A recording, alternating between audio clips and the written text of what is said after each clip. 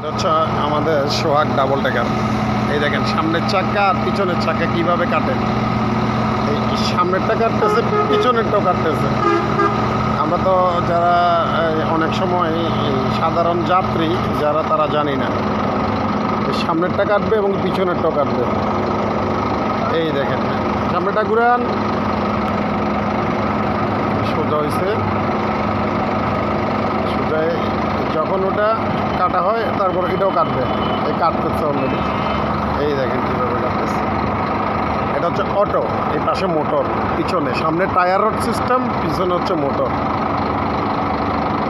এভাবে কাটতেছে। জায়গায় কাটেন। হ্যাঁ আসেন বরাবর আমার সাথে ড্রাইভারই।